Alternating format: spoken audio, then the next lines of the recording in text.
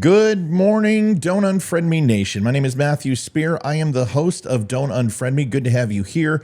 We are talking about, a little bit of religion, video games, politics, all those type of things. It's an amalgamation of multiple things. This is the Don't Unfriend Me show. You can find us at the DUM Show across all social media, podcasts, everything else. We are on Rumble, Spotify, Facebook, Twitter, all of that stuff. Just go and take a look for us. And also you can go to thedumshow.com and pick up hats and shirts and all that type of stuff. All right. So first of all, it's really important to kind of give you a backstory here. The Don't Unfriend Me podcast started about 2.5 years ago. And the reason it started was there were some very close friends of my wife and I's, and they were the godparents of our children, and they were amazing, and they still are amazing people, amazing godparents, presents every single holiday, was always there when the kids needed them for advice, for counseling, for spiritual guidance, whatever it was. Fantastic human beings, and they still are. I hold them in no ill regard, except for the fact that my wife said, "Oh, I'm going to vote for Donald Trump," and I, in 2016, wasn't announcing who I was voting for because I worked for a pretty prestigious Fortune 500, Fortune 15 actually, and Trump wasn't necessarily the most popular person. And for my career, I decided at that point to play ball, and then obviously I've changed my tune since then. But back in 2016, it was a tumultuous time with Donald Trump coming in, and people had a lot of things to say. So basically my wife had courage and I didn't. But it's easy to do when you're a stay-at-home mom, I guess. So while she changed her banner on Facebook, she came to me and said, "Is it cool if I do it? You're not going to have anyone at work see this." And I said, "I don't care. That's fine. Absolutely. Go ahead." So she did. And then a comment was made on the godmother of my children's page. And it basically said, "I hope Trump dies of COVID and Melania too, so Barron can actually have parents who raise him correctly in a foster family." And I had no idea. I didn't see this, but my wife did, and went ahead and commented something to the effect of, "I expected more out of you. I'm disappointed," or something to that effect. And then she came and told me, and then I went and looked at it. And I said, "Well, I can't access it. I don't know what you're talking about. It's unavailable." And we found out, obviously, that she blocked us, her children blocked us, and it was a whole rigmarole and a very unfortunate thing of losing friends. And Don't Unfriend Me was born. I, of course, went on Facebook and I made a rant on a video about 30 minutes about this, and it took off, and people said, "Hey, you should create a podcast." And of course, this was an interesting take because my first love was a podcast called the Nerd Fat Podcast, something that we created back in 2014, and it took off. Unfortunately, working at Apple, there's a no-compete clause, and by having it on iTunes and hosting it on iTunes, it was a conflict of interest. And back then, every podcast and only podcasts really were truly on Apple Podcasts. So we pulled the plug. So needless to say, the moment that people started saying this really struck my fancy, and I decided to create the Don't Unfriend Me podcast. Now that you know the etymology of the name, you can kind of understand where we are when it comes to losing friends, creating podcasts, and where it all started. But originally, the Nerd Fat Podcast, and this all will come together, was a video game, movie, basically a nerd site. And I am very much a nerd. I may be 6'4", 225 and jock it up and in the military, but I do love nerd stuff. I love dwarves and dragons and all that type of stuff. And it's just always something that I've been interested in.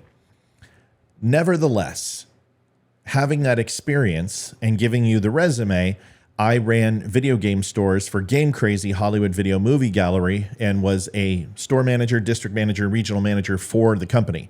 I have a lot of experience with video games. I had a top 1% gamer score on Xbox in the world at one point. During my back surgery, there wasn't much else to do. So I have many friends in the video game industry. I have played a metric ton of different games, and I consider myself an expert on the topic. Now, what does this have to do with, now that we've covered Don't Unfriend Me, we've covered video games, what does this have to do with religion? Well, I'm going to get to that. So I have a friend of mine on the podcast who I have many that I've just built through the site, and it's viewers Still Point are great friends of the show. We've created friends with Ryan Weaver, Eli Crane, Brandon Michon, and we can go on and on and on with friends of the show, people who have just kind of watched and still watch, and we've built relationships with. But one of them has had a personal influence on my life, and his name is Josh Morris. He's a very good guy, good friend, a little hot-headed sometimes, but we all can be. I am too. And he's very passionate about religion. In fact, Josh will speak out against anybody that truly desanctifies or devalues religion as something spiritually, existentially, and morally important in one's life. He's very, very prolific and bullheaded about that. And that's what I love about him. And he has challenged me when I have fallen short on some of my comments or some of my outlooks when it comes to society, because I may not represent religion effectively or use it as a guide stone and to navigate some of the finer points and details of everyday life. With that challenging, it's helped me find a deeper spiritual relationship with God. And although I am the sheep that has strayed from the flock, and I have spent decades not practicing or observing God and religion and Christianity, but I find myself at least embracing one out of three a little bit more fluently than I used to. And I give Josh the credit for this, because he, amongst many others, has truly challenged me. Now, we've covered the religion part. We understand where I stand. We understand where Josh stands, his character, my character. Now, what does this have to do with the show? Well, here it is. There's a video game that I love, and I've been playing for years. We used to play it in the skiff on our computers, and we would Alt-Tab out of our windows and play this game while there was downtime. And we would play World of Warcraft, we would play Diablo and things like this, because when Intel people have nothing to do, breaking the rules a little bit, because we usually are the straight and narrow, is not a bad thing. So Diablo came about. Now, when Diablo came about, it was truly designed, and same with World of Warcraft and StarCraft and all others, an effort in good versus evil.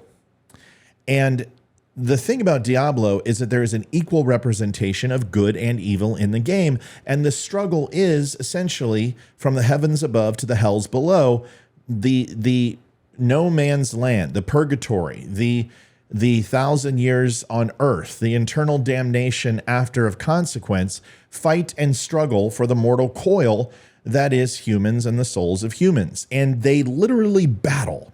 You have the archangels come down, you have Lilith, you have Diablo, you have the hand of God. And the story is told in a way that is truly impeccable.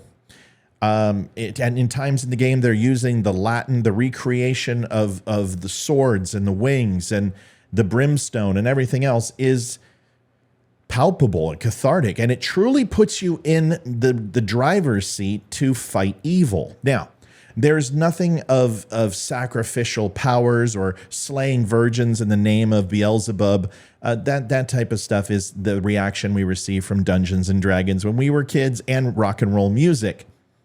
So I'm one of those parents that believe that my children consume when they're of age to understand or ask questions, and I can use certain tools to show them that, whether it's a movie, whether it's a book, or yes, even a video game.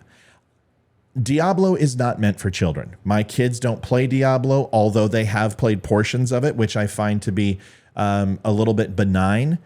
But the malignant portions of Diablo, there is blood and guts and sacrifice and all this other stuff. Now you have to decide, does that mean because a character goes in who is on the side of good, most assuredly, to stop evil, by association of seeing those things makes it evil? And I'm here to tell you, no, it's not. Let me give you an example. In the game called Grand Theft Auto, it's single-handedly probably the biggest selling, most popular game of all time. And the reason why is because it has staying power. The reason why it has staying power is because they find the most obnoxious and unreal ways to achieve the mundane. And there are things in there that you can't do in life that you obviously can do in a game with little or no consequence. You might have a 5 or 4 star from the police, but as long as you have a fast enough car or a cool jet, you can get away from them, whether that's slaying a hooker or dealing drugs or robbing a bank. Now, the whole moral of that story is really nothing. It's all about getting the blood pressure up and getting yourself some endorphins and then moving on to the next hit. It's addicting, it's challenging, but it also makes people possibly desensitized to the things that they're doing. And whether that's the beginning of it or it leads them to a path of possibly doing things that they might have curiosity with that they shouldn't, that is remains to be seen. Some psychiatrists will tell you yes. Some professors or doctors will tell you no. Video games have really been on the tip of people's tongue. Are they degrading society or desensitizing society? I'm here to tell you, as a game player, I believe they have an impact on people's moral values, respect for parents, their work ethic. Yes, it can suck you down a hole. I've seen it personally, and I experienced it.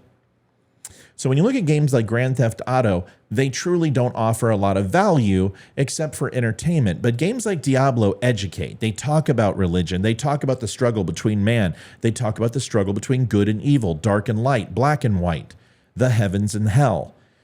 There's something inspiring about it, and playing it makes you feel like you've done something afterwards. Not just learned something, but achieved something, even though that's completely nonsensical. So this weekend, when I sat down to play, and as I worked all week, 6 days, cut a video on Saturday, went ahead and did the dishes, made dinner, spent time with my wife, made sure she was off work, and I did all those things because I wear the skirt in the family.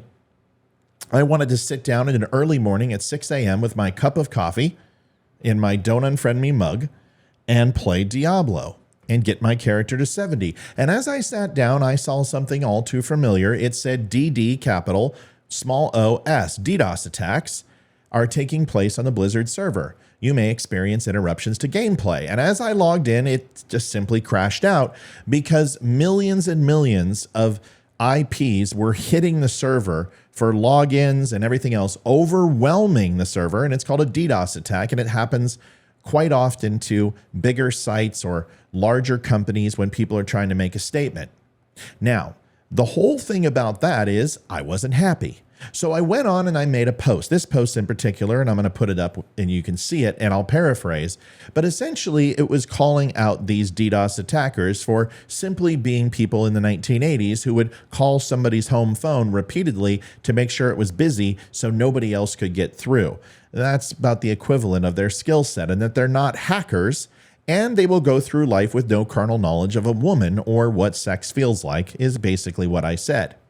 Now, the interesting thing is that this post wasn't too popular, but it did create some drama for a couple of people who wanted to tell me how they felt. And of course, I went through and I took it personally because my video games I take personally. But one person, Josh, came in and decided to go ahead and leave a message and tell me in a very sarcastic way, paraphrasing, that here we are promoting God, or promoting Satan again, in not so many words. Now, I took an affront to this. And why did I take an affront to this? Well, number one, because Josh can't always be right. That's one thing about Josh, is that he really doesn't admit he's wrong, except the end of this story, he did. And that was kind of a cool thing and refreshing, and so did I as well, I think, in just a little bit.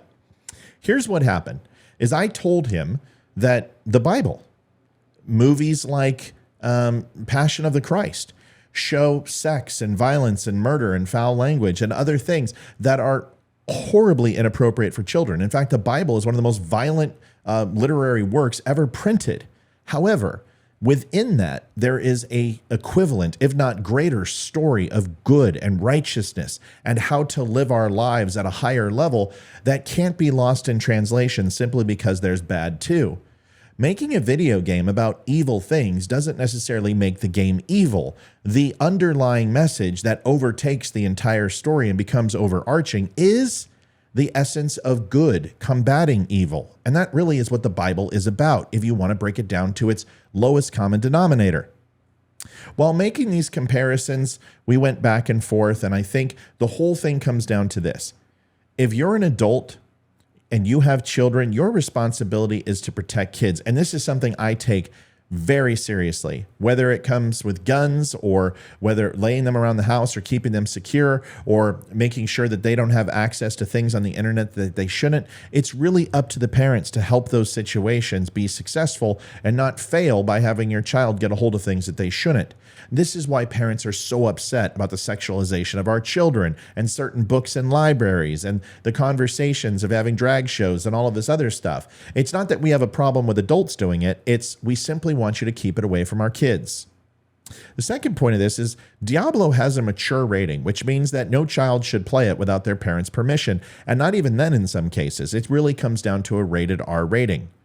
So the whole point of this video was to try to help people understand a few things, is that there is content out there that is maybe not the most appropriate. But it doesn't mean that it should not be learned. It doesn't mean that we shouldn't be exposed to it. The question is when. It's all about timing. It's all about adjusting our expectations for those around us to make sure that we're influencing them in the proper way. Another example would be Josh coming in and possibly just walking in immediately preaching to me 2.5 years ago about how I'm not religious and I'm the Antichrist. And unfortunately, I need to go to the seventh ring of hell and stop talking on my show. Wouldn't have been received in the proper way. But by building a relationship and rapport with me, he was able to interject things that ultimately led me down a new path. That is what I'm asking of all Christians, conservatives, is if you want to influence friends and win over people, the only way to do that is, well, you could read the book, or two, is you have to be liked by them. People will not change if they don't like you. They won't be influenced by you if they don't care about what you say. So do what Josh does. He built respect. He built trust. He tried out a few things and realizing where the line was. And then when he did cross the line, which he most assuredly did, it didn't mean that we couldn't be friends anymore. It doesn't mean that I can't listen to him. I just vehemently disagree with what he said, and I just wanted to play my damn video game. The last point is Diablo has a character in there called Lilith. Now, the Lilith character, now some people might know and say, well, they're trying to humanize demons. That's not really what it's about, but there is a backstory with Lilith, and it is a tragic story. And truly one that sees a character that was once good be torn into something that is bad. And it's very reminiscent of Lucifer and Satan. And even though Lucifer, Satan, is not referenced in the game in any way, shape, or form, there are little breadcrumbs that lead you to believe that certain characters take the persona of others. Josh's point was, well, this game has to be bad because there's a big giant billboard in Times Square of Lilith, and the date of release of the game was 6/6/23. It's interesting. Too bad it wasn't 2/4 because 2 and 4 make 6, and then that would have been a better marketing ploy, but 6/6/5 is good enough. We understand where the company was going. And yes, I understand that. Stranger Things releases on July 4th every single year, unless they have a writer's strike. Dates are synonymous with other things. You look at people doing 4/20 on April 20th, marijuana related. Dates are significant throughout history. And of course, Diablo and their marketing team did this. Does it mean that they're Satan worshipers? Does it mean that they're, trying to bring Satan back through Times Square? Well, that's a long time too late because Satan is here and his influence is strong. The point is that the original imagery of seeing Lilith on the front of that, and it basically says, come fight hell or come join us, seems to be a subliminal message that demonic powers inside the game are going to possess people's souls. That's not what it means. It's simply showing you this is what you're going to face in the game. And gamers are excited about that because this is the first time they really get to take on Lilith since StarCraft. And it's a big thing. And it's a big crossover. And it looks really cool.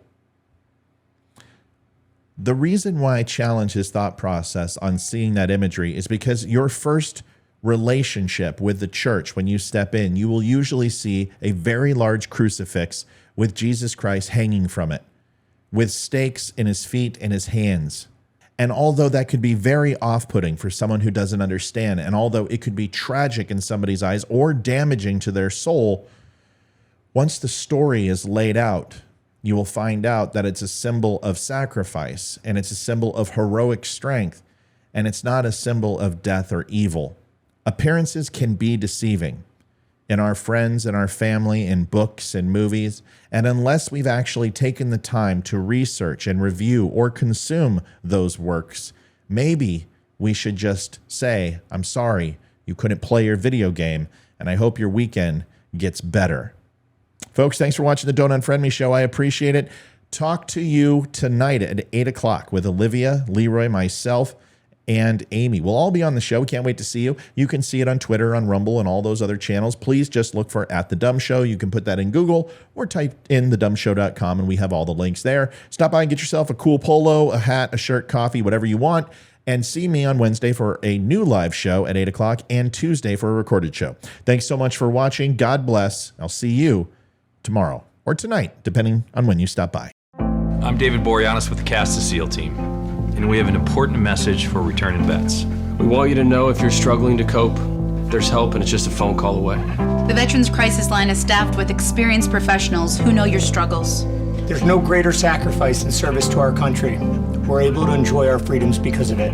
Your service is important, you are important. For vets and their families, the Veterans Crisis Line is here to help 24 hours a day.